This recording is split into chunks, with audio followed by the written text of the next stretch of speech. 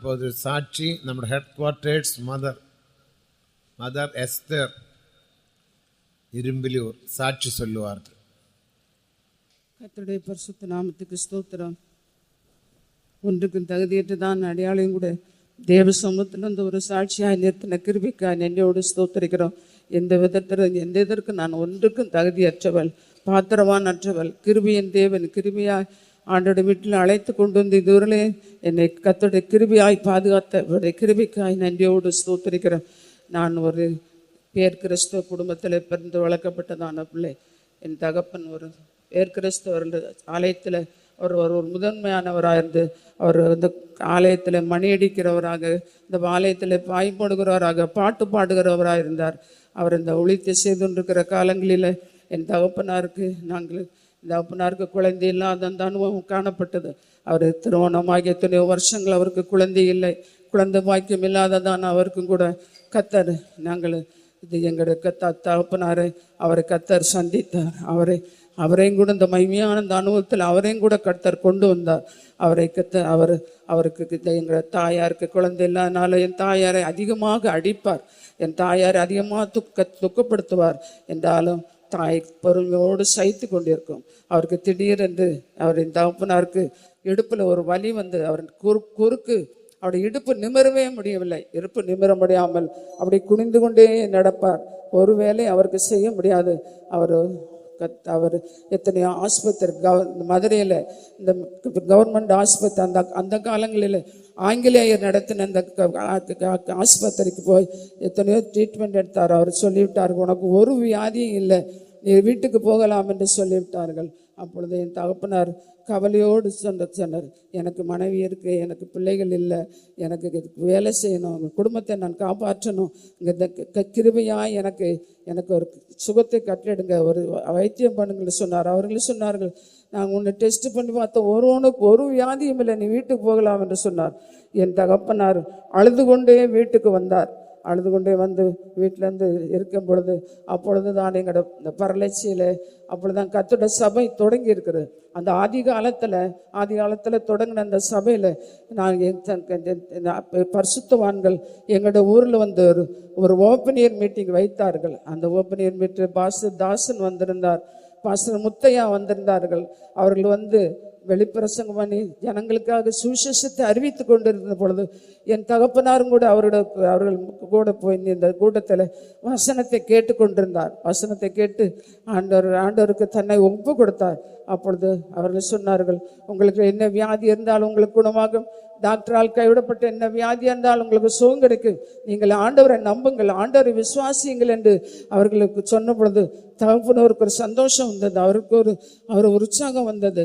அவர் எல்லாரும் போன உடனே அவரும் இந்த பரிசுத்தவான்களை தாசனும் முத்தையாவும் கை வைத்து ஜெபித்தார்கள்.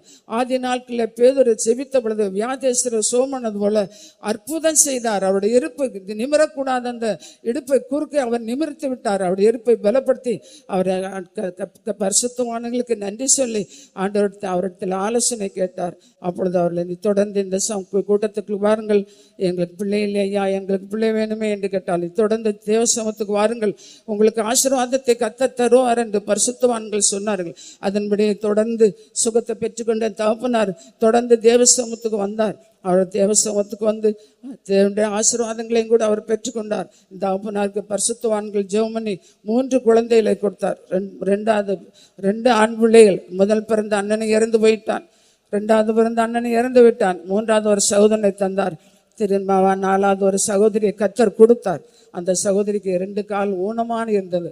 அப்போ என் தகப்பனார் சொன்னார், ஆண்டவரே, நான் நமக்கு ஒரு காணிக்கை கொடுக்கணும்னு இருந்தனே, இந்த பிள்ளை ஊனமாய் போய்விட்டதே கர்த்தாவே, நீர் எனக்கு ஒரு 5வது ஒரு குழந்தை தந்தீரானால் நான் உடைய வீட்டில் சின்ன வயதிலேயே உடைய வீட்டில் நான் கொண்டு வந்து விட்டுறேன் ஆண்டவர் ஒரு பொருத்தனை பண்ணினார்.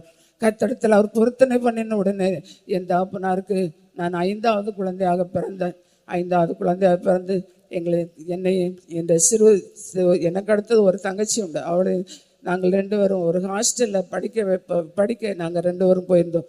அங்கே படித்து கொண்டிருக்கும் பொழுது நாங்கள் 5வது வகுப்பு படித்து அது பாஸ் பண்ணின உடனே நான் வீட்டு லீவுக்கு வந்த வேலையில் தகப்பனார் உன்னை பைத்தவங்களை கொண்டு விட போகிறேன், சிறுவயது நீ போதும், படித்தது போதும், நான் ஆண்டவருக்கு உன்னை பொருத்தனை பண்ணியிருக்கிறேன், உன்னை காணிக்கையாக கொண்டு போட போகிறேன். என் தாய் ஒரே அழுகை அழுது ஊரார் எல்லாரும் எல்லா சொந்தக்காரங்களெல்லாம் திரட்டி என் பிள்ளைய கோயிலில் கொண்டு விட போறாருன்னு சொல்லி ஒரே அழுகை அழுது எல்லா சொந்தக்காரங்களெல்லாம் ஊரே கூடி விட்டார்கள். இந்த சின்ன பிள்ளைய இதுக்கு என்ன தெரியும், இதுக்கு ஊழியன்னா என்ன தெரியுமா, ஒன்றும் தெரியாத பிள்ளைய நீ தொடக்கூடாது, அவளை திறந்து படிக்கட்டும், அப்படி பெரிய பிள்ளை ஆனப்புற போகட்டும் என்று எல்லாரும் சொன்ன என் தகப்பனாரே வற்புறுத்தினார்கள், எல்லாரும் திட்டினார்கள். அந்த அவருடைய வார்த்தை கேட்டு, இந்த அவிசுவாசியோட வார்த்தை கேட்டு என் தகப்பனார் உடனே என்னை திரும்பமாக இந்த ஹாஸ்டலுக்கு திரும்பமாக எங்களை அனுப்பும்படியாக ஏற்பாடுகள் செய்து திரும்பியும் பீஸ் கட்டி எங்களை என்னை என் தங்கச்சி படிக்கும்படியாக அந்த சந்தர்ப்பத்தில் திடீரென்று என் அம்மாவுடைய அண்ணன் அவர்கள் மாமனார் இறந்து போனார். அப்போது அந்த அடக்கத்துக்கு என் வீட்டில் எல்லாரும் அப்பா போயிருந்தார், அம்மா போயிருந்தார்கள், கூட இந்த சின்ன சிஸ்டர் தங்கச்சி போயிருந்தாள். அப்போ போய் அடக்கம் முடித்து எல்லாம் வர்ற வழியில் திருப்பதி அவளுக்கு வீட்டு பக்கத்தில் வர்ற வழியில் அவளுக்கு ஒரு பாம்பு கடித்து விட்டது. இந்த பாம்பு கடித்து அவளுடைய வீட்டில் வந்தா அப்படியே அந்த பிள்ளை அவருடைய மரண வேதனை அடைந்து வீட்டை சுற்றி அப்படியே வாந்தி எடுக்கும், நுரையாக வாந்தி எடுக்கும், அப்படியே வயிற்று வலினால் அப்படியே துடித்து உருண்டு கொண்டு வருவாள். அப்போ ஊரார் எல்லாரும் வந்து அவர்களை எங்கள் அப்பாவை திட்டி பிள்ளையை ஆஸ்பத்திரி கொண்டு போகாமல் இப்படி வைத்திருக்கிறாயே என்று பிள்ளையை கூட நாங்கள் எல்லாரும் ஆஸ்பத்திரி ஊராரெல்லாம் திரண்டு வந்தார். அப்போ என் தகப்பனார் சொல்லிவிட்டார், பிள்ளை என்னோட பிள்ளை, அவள் செத்தாலே என்னோட பிள்ளை, உயிரோடு இருந்தால் என்னோட பிள்ளை, நான் உங்களுக்கு அவளை கொடுக்க முடியாது, நீங்கள் எல்லாரும் என் வீட்டை விட்டு வெளியே போருங்கள் சொன்னார். அவர்கள் எல்லாரும் என் அப்பா வாயில் வந்தபடியெல்லாம் திட்டி எல்லாரும் வீட்டை விட்டு வெளியே போன. என் அப்பா கதவை பூட்டி கொண்டார். கதவை பூட்டி ராம் முழுவதும் செபித்தார். எங்கள் அப்பா அழுது விடிய இந்த பிள்ளை பொருண்டு வாந்தியாக எடுத்து அப்படி பேதியாகி போய் ரொம்ப கஷ்டப்பட்டாள். அப்பொழுது ஆண்டு நம்ம விடியற்கால 4 மணி இருக்கும். அப்பா ஆண்டவர்கிட்ட கேட்குறாரு, ஆண்டவரே என் பிள்ளைக்கு சுகமாகலையே, இவ்வளோ நேரம் உடைய சமத்தில் நான் உங்களுடைய அடிமை தான் ஆண்டவரே, இந்த அடிமையோட பிள்ளைக்கு சுகம் கிடைக்கலையே, என்னோட போராடி கொண்டிருக்கின்ற பொழுது கர்த்தர் அவரோடு பேசினார். நீ எனக்கு கொடுத்த வாக்குக்கு நீ கீழ்ப்படைந்தாயா, என்னை உன் பிள்ளைய எனக்கு ஒப்பு கொடுக்குறேன்னு சொன்னி காணிக்காய்த்தாருன்னு சொன்னையே, நீ அந்த வாக்குக்கு மேற்கொண்டு அந்நியருடைய சத்தத்தை கேட்டு நீர் ஒன்று சித்தத்தின் முயற்சி செய்கிறபடினால் எனக்கு ஒன்றும் செய்ய முடியாது என்று சொன்னோன்னு. அப்பொழுது ஆண்டவர் என் தகப்பனார் ஆண்டவருக்கு சொன்னார், ஆண்டவரை நான் உம்முடைய அடிமை, என் பிள்ளைக்கு நீ சுகம் கொடுத்தீரன், நான் என் பிள்ளைய உடனே நான் இன்றைக்கே என் பிள்ளையை கொண்டு உம்முடைய ஆலயத்தில் விட்டு விடுகிறேன் என்று தீர்மானம் பண்ணினார். அந்த தீர்மானத்தின்படி கர்த்தர் அந்த பிள்ளைக்கு அற்புதமான சுகம் கொடுத்தார். காலையிலே எழும்பி அது விளையாடவும் அதோட கடமை செய்யும், வெளியில ஓடி விளையாட எல்லா பொல்லாத மனுஷர் ரட்சிக்கப்படாத ஜனங்களும் கண்டு ஆச்சரியப்படத்தக்கதாக கர்த்தர் அற்புத சுகம் கொடுத்தார். என் தகப்பன் ஒரு நீதிமானாக இருந்தார், அவர் ஒரு ஜெபிக்கிறவராக இருந்தார், தெய்வீக சுகத்தில் எங்களை வளர்த்தார். எங்களுக்கு ஒரு நாளும் எங்களுக்கு வியாதி வந்தால் எங்களுக்கு ஒரு சொட்டு மருந்து கொடுக்காமல் எங்களை தெய்வீக சுகத்தில் எங்களோட தகப்பனார் எங்களை வளர்த்தார். இந்த ஊரார் எல்லாருக்கும் நன்றாக தெரியும். நாங்கள் சத்தியத்தில் வந்த உடனே அந்த பெயர் கிறிஸ்தவ சபையார் எல்லாரும் எங்களை இந்த ஊரை விட்டு எங்களை ஒதுக்கி விட்டார்கள். எங்களை ஜாதிகளை விட்டு ஜனத்தை விட்டு எங்களை ஒதுக்கி கிணற்றில் தண்ணி எடுக்கக்கூடாது, உங்களுக்கு எந்த நன்மை இங்கே பெந்தையேகாசுக்காரத்தில் போய் நன்மையை பெற்றுக்கொள்ளுங்க, இங்கே இந்த சிஎஸ் இருக்கிற ஆட்களத்தில் உனக்கு ஒரு நன்மையும் இல்லை என்று என் தகப்பனாரை ஊரை விட்டே ஒதுக்கி வைத்து விட்டார்கள். அந்த நிலையில கர்த்தர் என்னையும் கூட என் தகப்பனார் ஜனத்தின் முன்பாக தைரியமாய் என்னை கொண்டு கர்த்தருடைய வீட்டில் கொண்டு விட்டார். கர்த்தருடைய வீட்டில் வந்த நாளிலிருந்து இந்நாள் வரையும் கர்த்தருடைய வீட்டில் என்னை பாதுகாத்து வருகிறார். கர்த்தர் எனக்கு நல்லவராக இருக்கிறார், கர்த்தர் எனக்கு பொருத்தமானவராக இருக்கிறார். என்னை தாயின் தகப்பன் எல்லாம் என்னை கொண்டு என்னை விட்டு கர்த்தருடைய வீட்டில் வந்து அவரே எனக்கு தாயும், அவரே எனக்கு தகப்பனும், அவரே எனக்கு எல்லாவற்றுக்கும் எல்லாமா இதுவரையிலையும் கொடுத்தார். இந்த ஊழியத்தின் பாதையில் எத்தனையோ போராட்டங்கள் வந்தது, கஷ்டங்கள் வந்தது, நெருக்கங்கள் வந்தது. இந்த ஊழியத்தின் பாதையில் பல பரீட்சைகள், பசி, பட்டினி, ஒரே வஸ்திரத்தோடு எத்தனை நாட்கள் ஜீவித்த நாட்கள் உண்டு. வஸ்திரமில்லாத அந்த நிலவரத்திலும் கூட கிறிஸ்துவின் அன்பு, கர்த்தருடைய கிருபை ஆண்டவருடைய வீட்டில் இம்மட்டு என்னை காத்தது. கர்த்தர் என்னை நடத்தினார், என்னை பாதுகாத்தார், எனக்கு எல்லாவற்றுக்கும் எல்லாமானவராக இருந்தார்.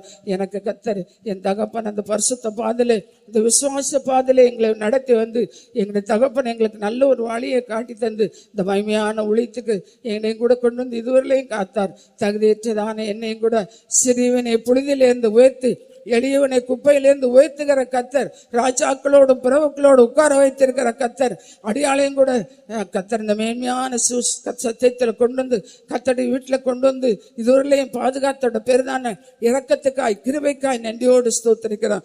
பட் அவர் எனக்கு போராட்டின கிருபைக்காக ஸ்தோத்திரம். கர்த்தர் தகுதிட்டுதானே எனக்கும் கூட ஆண்டவர் மகிமையான ஊழியத்தை தந்திருக்கிறார். இந்த மகிமையான ஊழியத்தை செய்வதற்கு எந்த விதத்திலே நான் தகுதி இல்லை, பாத்திரமற்றதான் என்னை தகுதியற்ற என்னையும் கூட வைத்திருக்கிறார். இந்த ஊழியத்தை உண்மை உத்தமமாக செய்து நிறைவேற்ற இந்த ஊழியத்துக்கு ஏற்றதான் அபிஷேகம், இந்த ஊழியத்துக்கு ஏற்றதான் இன்னும் ரெட்டிப்பான கிருபை அபிஷேகம் தந்து ஜனத்துங்களுக்கும் ஜாதிகளுக்கும் அடியால ஒரு ஆசீர்வாதமாய் மாற்றும்படியாக வேண்டிக்கிறோம். கர்த்தர் இதுவரையிலே எங்களை பாதுகாத்து நடத்தினார், எங்களை தெய்வீக சுகத்தில் வழிநடத்தினார். எனக்கு இப்போ 79 வயது ஆகிறது.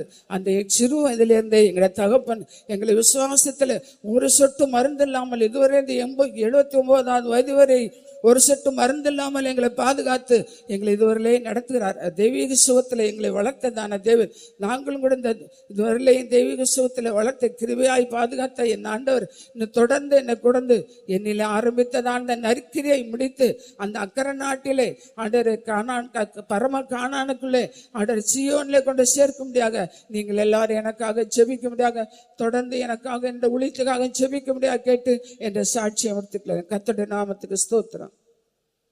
கிருபையால் இந்த மேன்மையான ரட்சிப்பு தேவன் தந்தார். அவர் சாட்சியில் சொன்னது போல சிறு வயதிலே மகிமையான ஊழியத்துக்காக இந்த மதுரை சென்டர் விசுவாச வீட்டுக்கு வந்தார்கள். அவருடைய வாழ்க்கையில் எத்தனையோ பிரச்சனைகள் வந்ததாக நாம் கேட்டோம். பாம்பு கடியேற்றதான மகளுக்கு தேவன் பூர்ண விடுதலை கொடுத்தார். வருஷங்களாக தெய்வீக சுகத்தில் நிலைத்திருக்க உதவி செய்தார். இன்னும் அந்த குடும்பம் எல்லோரும் விசுவாசத்தில் காணப்படுகிறார்கள். இப்போது மதருக்கு 79 வயசு. இம்மட்டும் தேவன் பாதுகாத்த தேவன் மேலும் பாதுகாக்கும்படியாக, எல்லோருக்கும் ஆசீர்வாதமாக தேவன் மாற்றும்படியாக, மதருக்காக அவருடைய ஊழியத்துக்காக நாம் எல்லாரும் கரங்களை உயர்த்தி நன்றியுடன் கர்த்தரை ஸ்தோத்திரம் பண்ணுவோம்.